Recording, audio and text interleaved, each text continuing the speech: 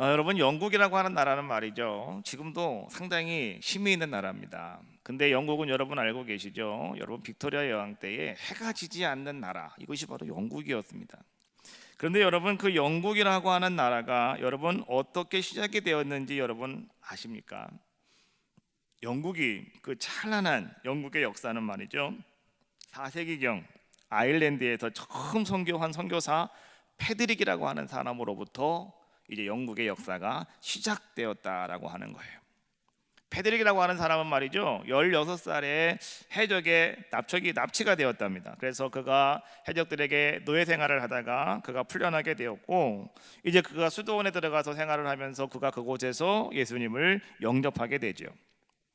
이 패드릭이라고 하는 사람이 말이죠, 자기가 노예 생활을 하면서 경험하였던 비참한 모든 삶들, 다시 말하면 자기의 영적인 그런 모든 삶을 가만히 바라봤더니 너무나도 참 모든 사람들이 다 그런 삶을 살아가고 있더라는 거죠. 그래서 이 페드로 선교사가 내가 이 비참한 영혼들을 내가 구원해야 되겠구나, 이런 마음을 가지고 말이죠, 그 페드로 선교사가 그때부터 수없이 많은 죽음의 고난을 넘기면서 그는 이제 영국 사람들에게 복음을 전하기 시작하였더라는 거죠.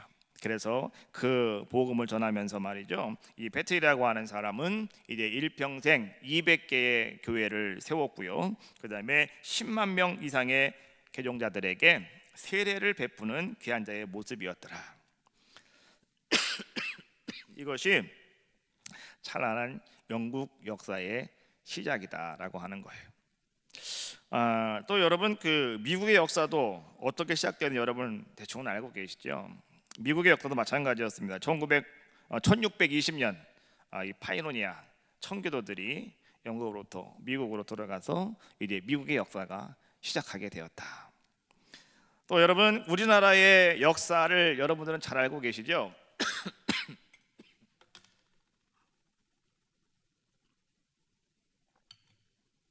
우리나라의 역사, 뭐 누구보다 여러분들은 더 많이 잘 알고 계실 텐데, 그런데 우리가 알고 있는 그 우리나라의 역사도 중요하지만은요, 우리는 또 한 가지를 아셔야 되는데, 우리나라가 말이죠, 새로운 역사를 만든 것이 있어요.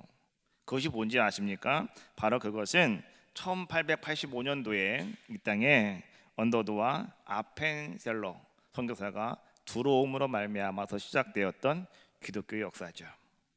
우리 한국이, 이 대한민국은 말이죠, 우리나라는 그때로부터 새로운 나라가 시작이 되어지는 겁니다. 새로운 역사가 시작되었다라고 하는 것, 아마 여러분들도 잘 알고 있을 줄로 믿어요. 자, 오늘 제가 여러분들에게 무슨 얘기를 하고 싶은 것이냐고, 바로 이런 얘기를 하고 싶은 거예요. 세계의 역사는 곧 선교의 역사더라라고 하는 거예요. 세계의 중요한 모든 역사는요, 선교와 함께 시작되어진 그런 아름다운 역사들의 모습이었고요, 그 선교의 역사는 어떤 사람들의 역사였냐고 하면 예수님께 대한 열정을 가진 사람들의 역사였다라고 하는 거죠. 우리가 성경 말씀을 가만히 바라보면 여러분, 성경이라고 하는 것도 그런 거 아니겠습니까? 어떤 사람들의 이야기냐고 하면 하나님에게 열정을 품은 사람들, 하나님의 열정을 가지고 있는 사람들의 이야기가 성경 이야기고, 성경은 그런 사람들을 통해서 오늘 우리들에게 하나님의 이야기를 우리들에게 그대로 전달해 주고 있는 것, 그것이 바로 오늘 성경에 나오고 있는 많은 위인들, 믿음의 사람들의 모습이더라라고 하는 거예요. 우리는 선교라고 하는 그런 이야기를 할 때마다 가장 먼저 떠오르는 것이 뭐냐고 하면, 선교 그러면은 선교사라고 하는 그러한 생각을 떠오르게 됩니다. 아마도 선교 그러면 선교사가 딱 떠오르는 것이 아마 정상일 겁니다. 그러면 선교사 그러면 또 뭐가 떠오르냐고 하면 우리 두 가지가 떠올라요.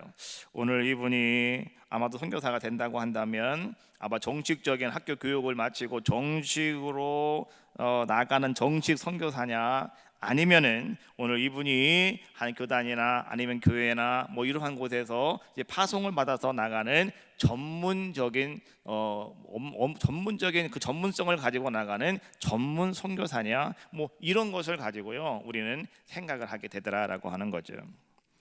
자, 그런데 말이죠, 우리가 사도행전 8장 말씀에 보니까 거기에 성경에서 볼 때 성경으로 이렇게 우리에게 내려주는 말씀 가운데 자, 첫 번째 최초의 선교사가 누구였느냐? 성경적으로 볼 때요, 최초의 선교사는요, 사도행전에서 보면 초대교회의 최초의 선교사는 바로 빌립이라고 하는 사람이었다라고 하는 거예요. 빌립. 사도행전 8장에 빌립이 이제 사마리아로 들어가서 그곳에 가서 복음을 전하는 그런 모습 보지 않습니까? 그래서 최초의 선교사는 아마도 빌립이 아니냐라고 이렇게 우리가 말할 수가 있어요.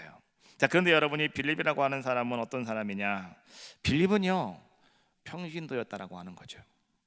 사도행전 8장 말씀해 보니까 오늘 빌립은 집사의 모습이었다. 여러분, 최초의 순교자가 누군지 아시죠? 스데반 집사였죠. 최초의 순교자는 스데반 집사였던 것처럼 최초의 선교사가 누구였느냐? 바로 빌립 집사였다라고 하는 거죠. 지금 전 세계적으로 말이죠, 전 세계적으로 선교사가 이 개신교와 캐톨릭을 다 합치면은 아마도 한 25만 명 정도가 선교사로 파송이 되어 있다고 합니다. 근데 여러분, 25만 명 그러면 엄청나게 많은 사람이죠. 25만 명, 너무너무나 많은 사람들이라고 생각할 수가 있는데, 근데 여러분 한번 잘 들어보세요. 전 세계의 화장품 판매원이 120만 명이랍니다. 그리고 전 세계의 아메이 판매원이 75만 명이랍니다. 전 세계의 선교사 파송자는 25만 명이랍니다. 많은 사람들은요, 아니 그렇게 많은 25만 명, 그렇게 많은 선교사가 나가서 뭘 한대요? 라고 말할 수 있겠지만은, 그러나 여러분, 선교사들이 아메이를 판매하는 판매원보다는 더 많아야 되는 거 아니겠습니까? 거기는 75만 명이 있다는데, 그렇지 않습니까? 오늘 말이죠, 우리는 선교사는 지금도 많이 부족하구나 라고 하는 걸 여러분 아시라는 거예요. 그리고 여러분, 사도행전에 보니까 말이죠, 이 선교사는 두 종류 선교사가 나오는데요, 첫 번째는 어떤 종류냐고 하면 목회자들로 구성된 전문 선교사가 있었고요, 또 평신도들로 구성된 직업 선교사가 있었다. 사도행전에 그렇게 나오고 있어요. 전문 선교사를 대표하는 사람이 누구냐고 하면 바울과 바나바, 우리가 잘 알고 있는 사람들이죠. 바울과 바나바 같은 사람들. 그래서 13장 말씀해 보니까 안디옥 교회는요, 이 바울과 바나바를 선교사로 이제 파송을 하죠. 그리고 이 선교사를 파송함에 있어서 안디옥 교회가 주체가 됩니다. 여러분 보십시오. 오늘 선교사를 파송함에 있어서 오늘 이 안디옥 교회는 목표를 갖고 선교사를 파송을 합니다. 파송을 하다가 보니까 거기에는요, 함께 일하는 사람들이 있다는 거예요. 함께 팀원을 이루어 가지고 함께 그 선교의 목표를 달성하기 위해서 움직이는 그런 사람들이 필요하더라. 그래서요, 이렇게 오늘 사도행전에서 보면 안디옥 교회가 바울과 바나바를 파송을 하고요, 선교사로 파송을 한 이후에 이 안디옥 교회는 어떻게 하냐고 하면 그들을 위해서 열심히 돕는 거죠. 후원을 하는 거죠. 왜요? 목적 한 바를 이루기 위해서 이렇게 열심히 돕는 그러한 모습을 볼 수가 있습니다. 그래서 우리 바울의 선교사팀이 몇 명쯤 될까 한번 가만히 바라보면은 아마도 한 6명에서 7명 정도 되지 않겠는가 생각이 들어요. 자, 첫 번째 바울과 바나바가 있겠고요, 그 다음에 같이 보면은 누가도 있었고요, 데마도 있었고요, 마가도 있었고요, 요한도 있었지요. 뭐 이런 사람들이 함께 팀원을 이뤄가지고 함께 나가서 이제는 선교사가 되어서 복음을 전하는 그러한 모습들. 또 한 가지는요, 또 하나의 선교 형태가 있었는데 그것은 무엇이냐고 하면 사도행전 8장 말씀해 보니까 이제는 스데반 집사가 순교한 이후에 더 많은 핍박이 초대교회에 가해지게 됩니다. 그래서 예루살렘 교회에 있던 많은 성도들이 말이죠, 이제는 그 교회에 더 이상 남아있을 수가 없었어요. 왜? 있으면 그냥 잡히면 죽거든요. 그래가지고 이 사람들이 다 어떻게 했어요? 다 뿔뿔이 흩어져 버리고 마는 그러한 모습이 되어지죠. 그런데 놀라운 것은요, 성경은 이렇게 말씀해주고 있어요. 사도행전 8장 4절에 있는 말씀인데, 자, 거기 성경에 보니까 이런 말씀이 나와요. 자, 흩어진 사람들이 두루 다니며 복음의 말씀을 전할세라고 말씀해주고 있어요. 그 흩어진 사람들이, 그 사람들이 누구예요? 예루살렘 교회의 성도들이었다는 거죠. 그런데 그 성도들이 핍박 때문에 지금 그들은 거기서 있을 수가 없어서 도망갔단 말이죠. 다 흩어져 버리고 말았어요. 그런데 그들이 흩어져 가지고 뭘 했느냐, 도망가서 혼자 숨어 사는 것이 아니고 그들은 자발적으로 흩어진 그곳에서 뭘 하는 자들의 모습이었냐고 하면 열심히 선교를 감당하는 그런 자들의 모습이었더라. 그래서 사도행전 말씀을 보면서 우리는요, 자, 또 한 종류의 선교사는 어떤 사람들이냐고 하면 바로 이러한 흩어진 사람들, 다시 말하면 평신도를 중심으로 한 흩어진 사람들의 복음 선교, 여러분 이것이 바로 평신도 선교사들의 모습이었더라라고 하는 거죠. 우리가 선교 그러면 선교하는 방법에는요, 대략 한 3가지 정도로 이렇게 우리가 이야기해 볼 수가 있는데, 첫 번째는 뭐냐고 하면 말은 하지 않아요. 말은 하지 않고 그냥 삶의 모습으로 선교하는 선교가 있어요. 말은 하지 않아요. 가서 예수 믿으세요 이 얘기는 안 해요. 예? 예수 믿으라고 교회 나오라고 이런 얘기는 안 해요. 그런데 그 사람의 삶의 모습으로 사람들에게 그냥 보여주는 거예요. 그래서 사람들이 그 사람의 모습을 보고, 삶의 모습을 보고서 아, 나도 교회 가야 되겠다, 나도 예수님 믿어봐야 되겠다, 뭐 이렇게 하는 것이죠. 바로 이것이 말은 하지 않지만 삶으로 하는 선교예요. 또 한 가지 선교는 뭐가 있냐고 하면 일과 함께 말하며 하는 선교예요. 다시 말하면 여러분 나가서 열심히 일을 하십니다. 같이 일을 해요. 그 사람과 함께 같이 일을 합니다. 일을 하면서 중간중간 시간 있을 때마다 교회 나오세요, 예수 믿으세요, 자꾸 이렇게 말을 하는 거죠. 또 한 사람은 어떤 선교가 있냐고 하면 이제는 일은 하지 않아요. 같이 뭐 나가서 일은 하지 않지만은 말로 선교하는 전문 선교사의 사역을 감당하는 사람, 선교의 모습이 있다라고 하는 거예요. 그래서 말이죠, 보세요. 이렇게 말을 가지고 선교하는 그러한 것은 뭐냐고 하면 가서 그 사람과 함께 가서 뭔가 일을 하고 있지 않지만은 복음을 가지고 그들에게 직접적으로 말씀을 전하는 거죠. 그런 말미암아서 그들이 이제는 복음을 받아들이게 되고 주님을 영접하게 만드는 그러한 모습들. 그래서 이 선교에는 대략 3가지의 방법이 있다라고 하는 거죠. 말은 하지 않고 삶으로 보여주는 거, 말도 하고 일도 같이 하면서 함께 선교하는 거.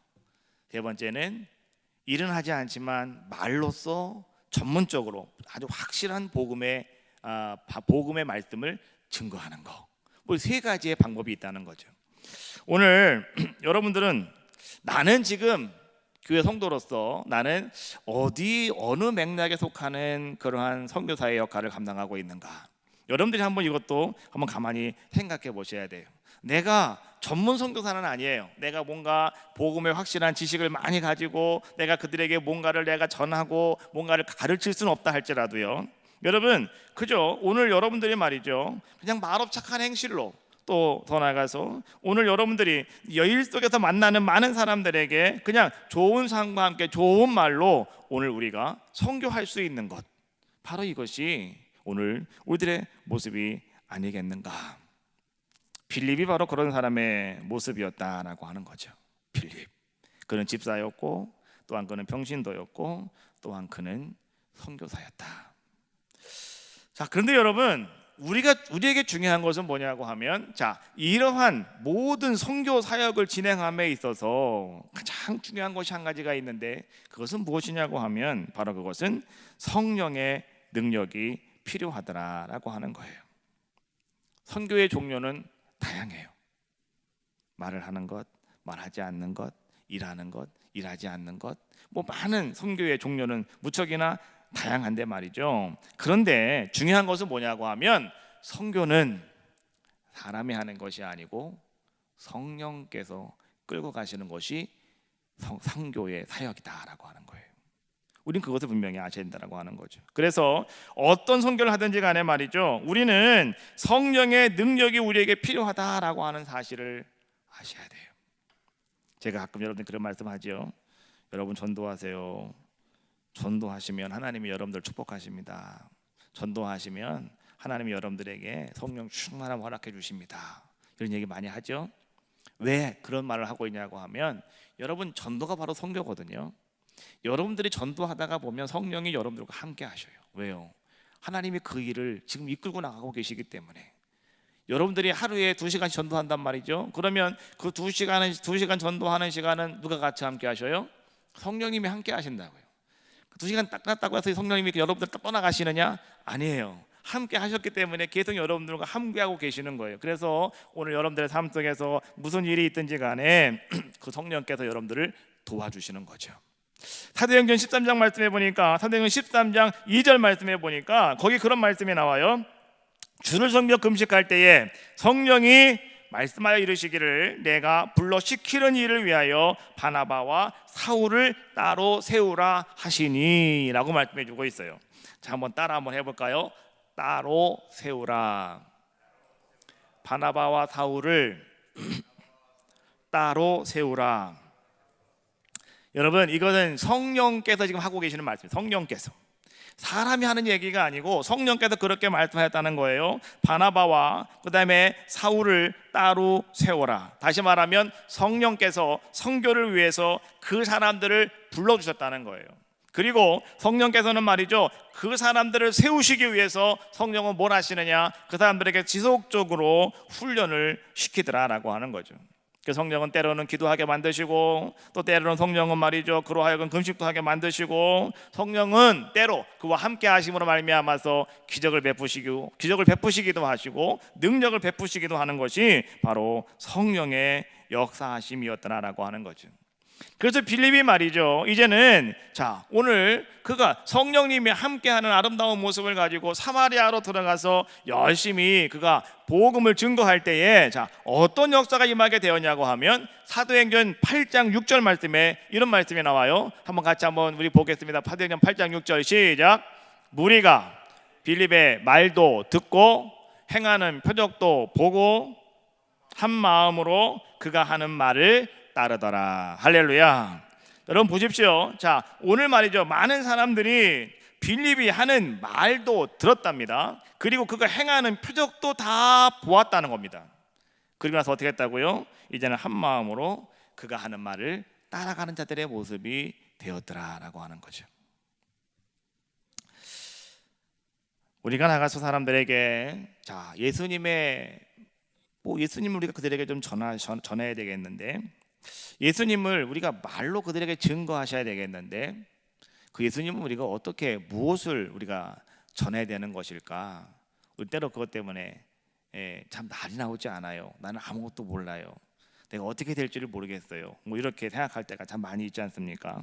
그런데요, 사도행전 17장 1절과 10절 말씀을 쭉 보니까 크게 세 가지, 딱 중요한 것 세 가지를 우리에게 딱 이야기해 주고 있는데, 첫 번째가 무엇이냐고 하면 사도행전 17장 2절에 있는 말씀이에요. 2절 말씀에 자, 뭐라고 있는지 한번 같이 우리 2절 말씀 한번 읽어봅시다. 시작.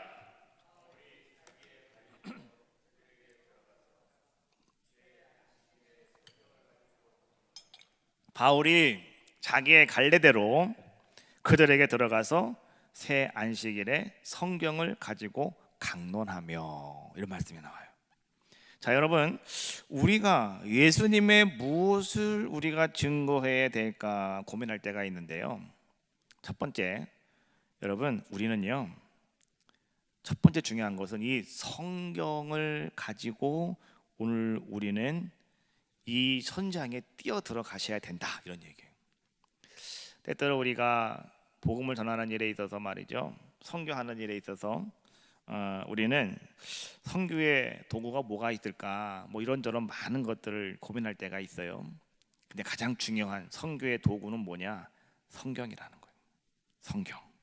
그래서 말이죠, 오늘 바울도 어떻게 했다고요? 안식일에 성경을 가지고 그는 회당에 들어가는 거예요. 그리고 그곳에 가서 그는 뭐 했다? 말씀을 전하는 자의 모습이었다. 자, 그러면 오늘 그가 전한 것은 과연 무엇이냐? 자, 3절에 나오고 있습니다. 자, 3절 말씀 한번 같이 읽어볼까요? 자, 17장 3절 말씀, 자, 봅시다. 시작.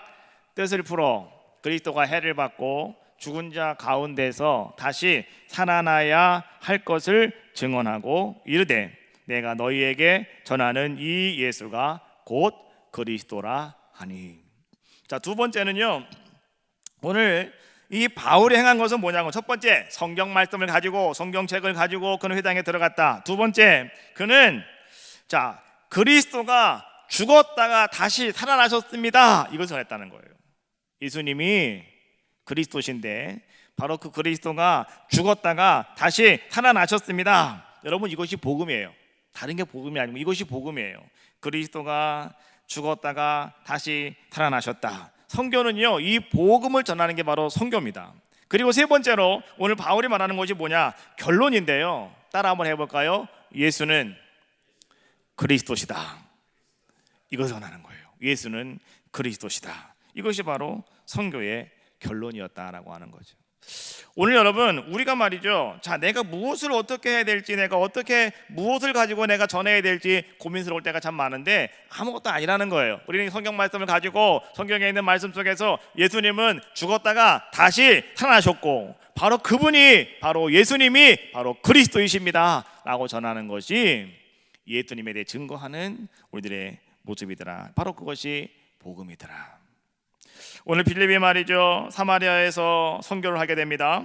자, 선교를 하고 선교대가 되어 선교를 한 다음에 그는 말이죠, 이제는 어떤 모습을, 어떤 결과를 얻게 되었느냐? 성경은요 이렇게 결론을 내고 있어요. 사도행전 8장 8절 말씀에 보니까, 자, 거기 이렇게 나옵니다. 한번 같이 볼까요? 시작. 그 성에 큰 기쁨이 있더라. 다시 한번 읽어봐요. 시작. 그 성에 큰 기쁨이 있더라. 할렐루야. 여러분, 뭔가 선교의 목적을 가지고 그곳에 가서 오늘 우리가 뭔가 하나님의 말씀을 전하고 우리가 하나님의 뜻을 우리가 따라 나가고 그 아름다운 일을 감당해 나가면, 자, 우리에게 어떤 역사가 임하게 되냐, 어떤 결과가 찾아오게 되냐고 하면 기쁨이 임하는 놀라운 역사가 임하게 되더라라고 하는 거예요.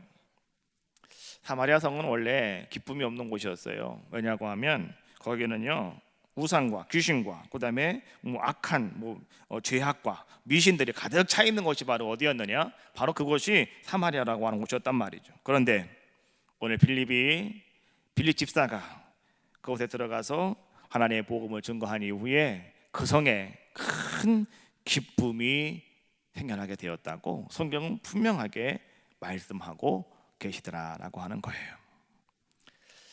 선교를 갈 때마다 느끼는 것은요, 선교는 하나님을 기쁘게 하는 것이고 또 선교받는 사람이나 선교하는 사람이나 모두를 기쁘게 하는 것이 바로 선교구나, 이것을 발견하게 됩니다. 이번에도요 현지 교회를 방문하면서 또 그곳에 있는 많은 사람들을 만나보면서 발견할 수 있었던 것은 바로 그것이었어요. 선교를 감으로 말미암아서 하나님이 얼마나 기쁘시겠어요. 누가 저곳에 가서 저들을 구원할까? 그 나라 사람들이 구원할 수도 있겠지만은요, 근데 그 나라 사람들에게 영향력이 미치지 않는 사람들이에요. 그 나라 사람들조차도 어떻게 할 수 없는 사람들, 그 사람들에게 찾아가는 거잖아요. 그러니까 그 사람들에게 가서 내가 뭔가를 복음을 씹어줄 수 있다고 하는 거. 아, 이분들이 하나님을 믿는 사람들이구나. 이 사람들이 파스토래, 목사님들이래라고 하는, 그것 때문에 그 맞이하는 사람들은 말이죠, 예수 믿는 사람, 하나님 믿는 사람, 이런 것들을 그들은 인식하게 된단 말이죠. 그래서 그들이 이제는 하나님을 알겠다고 하는 것이 첫 번째 하나님께 대한 영광이겠고, 또 한 가지는 무엇이냐고 하면 그곳에서 맞이하는 사람들도요 또 너무너무 기뻐하고 즐거워하더라는 거죠. 너무너무 기뻐하고 즐거워하더라. 제가 가만히 가서 보니까 그 지역에 이 동네는 전부 다 형편없는데 말이죠, 교회는 반듯하게 다 지어져 있어요. 그래서 이 교회는 잘 져놨구나, 교회만 봐가지고는 이 동네는 보통 동네가 아닌데 이런 생각이 들 수 있지만 교회 밖을 나가면 형편없습니다. 사람들이 아까 밭지어 사진에 보셨잖아요. 여자애가 옷 벗고 물 푸고 있는 거, 그런 모습이에요. 다 그런 모습. 그냥 집도 그렇게 돼 있고. 근데 말이죠, 보세요. 그 교회를 그 사람들은요 와서 예배를 드릴 때마다 너무나 기쁘고 즐거울 거예요. 우리 동네에도 이런 교회가 있구나. 그런데 그 교회마다요 들어가는 입구를 가만히 보면 이만한 현판이 하나 다 붙어 있는데 거기에는 그런 현판이 붙어 있더라고요. 기독교 대한감리의 어느 교회에서 기증합니다, 봉헌합니다. 또 어느 교회에서 봉헌하였습니다. 어느 누구누구가 봉헌하였습니다. 뭐 이런 것들이요, 가는 교회마다 현판이 다 붙어 있어요. 그래서 보니까 야, 여기에 있는 많은 사람들은, 여기에서 살아가고 있는 이 사람들은요, 이 한국에 있는 어떤 교회가 이것을 지었는지 그들은요 그냥 와서 보니까 알 수는 있겠죠. 그런데 그 사람들은 그 교회가 어떤 교회인지 잘 모르겠죠. 근데 그들의 머릿속에 남는 것은 한 가지가 있을 거예요. 그것은 무엇이냐고 하면, 아, 우리 교회는 한국 사람들이 지어준 거야. 그것은 그들에게 딱 심겨져 있는 그런 모습 아니겠습니까? 그래서 그 사람들은 어떻게 하겠어요? 한국을 감사하겠죠. 그렇죠? 한국 사람들을 감사하고, 그렇잖아요. 우리로 하여금 이렇게 또 우리를 찾아올 수 있는 하나의 매개체를 만들어주고, 또 하나님을 만날 수 있는 아름다운 매개체가 되어진 이 아름다운 교회를 그들은 바라보면서 아마도 그 마을에 있는 모든 사람들은 다 기뻐하는 그러한 모습이 아닐까, 이런 생각이 들더라고요. 그래서 사도행전 8장 8절에 오늘 빌립이 사마리아 가서 복음을 전거했을 때 그 성에 기쁨이 있더라라고 하는 말씀처럼, 여러분 오늘 말이죠, 우리들은요 그런 아름다운 기쁨을 위해서 오늘 우리는 뭘 해야 되느냐? 여러분들도요 섬겨하는 자들의 모습이 되셔라라고 하는 거예요. 하나님께서 오늘 여러분들을 통해서 누군가를 구원하고, 여러분들을 통해서 누군가를 인도하고, 여러분들을 통해서 누군가에게 아름다운 예수 그리스도의 말씀을 전해줄 수 있다고 하는 것이 여러분 얼마나 귀하고 복된 모습이겠습니까? 그러니 하나님께서 오늘 그런 사람들을 축복하지 않을 수 없겠다. 오늘 바로 빌립이 바로 그런 사람이었고요. 또 여러분 우리가 잘 알고 있는 브리스길라와 아굴라도요, 바로 그들이 평신도 집사로서 열심히 그렇게 하나님을 섬기며 선교사에게 뛰어들었던 귀한 자들의 모습이었더라. 여러분, 그럼 나도 이제 모든 것 다 팽개치고 나도 저 필리핀으로, 나도 저 아프리카로 나도 나가야 되겠다, 그렇게 생각하십니까? 여러분, 선교라고 하는 것은 내가 어디에 있든지 예수님을 위해서 뜨거운 예수님의 열정을 가지고 내가 그 예수님을 품고 사람들을 만나고 사람들에게 그 복음을 전하면 바로 그것이 나에게 선교사의 삶을 살아가는 나의 모습이다라고 하는 것을 여러분들은 꼭 명심하시고요. 어떤 일을 하느냐, 여러분 이 일의 종료가 선교를 결정하는 것이 아니라, 오늘 여러분들이 말이죠, 내가 어떤 일을 위해서 내가 이것을 감당하겠다라고 하는 일의 목적이 오늘 바로 우리의 선교를 결정한다라고 하는 사실을 여러분들은 명심하시고, 여러분들이 떠나든지 누구를 보내든지 이제 여러분들은 예수님만을 위해서 열심히 살며 여러분들 기도하시고, 또 여러분 열심히 맡은 바 사명 잘 감당하시는 여러분들의 귀한 모습이 다 되시기를 주님의 이름으로 축원합니다. 그리고 여러분 또 아직도 하나님을 알지 못하는 많은 사람들에 대해 여러분 기도하시고, 여러분 그들을 위해서 오늘 우리가 할 수 있는 것이 과연 무엇일까 생각하시면서 여러분들도 기꺼이 아름다운 선교에 동참하시는 놀라운 역사가 임하시기를 주님의 이름으로 축원합니다. 자, 우리 찬양 한번 하겠습니다. 나를 지으신 이가 하나님 찬양이 있는데요, 한번 같이 하시고요, 우리 통성으로 함께 주님 앞에 기도하겠습니다. 나를 지으신 이가 하나님.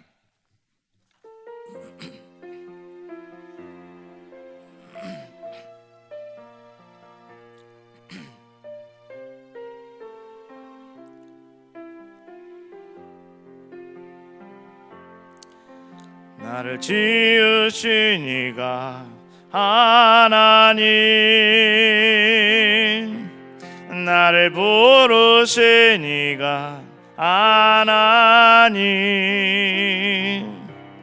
나를 보내신 이도 하나님, 나의 나 된 것은 다 하나님 은혜라. 나의 달려갈 길 다 가도록, 나의 마지막 호흡 다 하도록, 나로 그 십자가 품게 하시니 나의 나 된 것은 다 하나님 은혜라. 한량없는 은혜, 갚을 길 없는 은혜, 내 삶을 애워싸는 하나님의 은혜.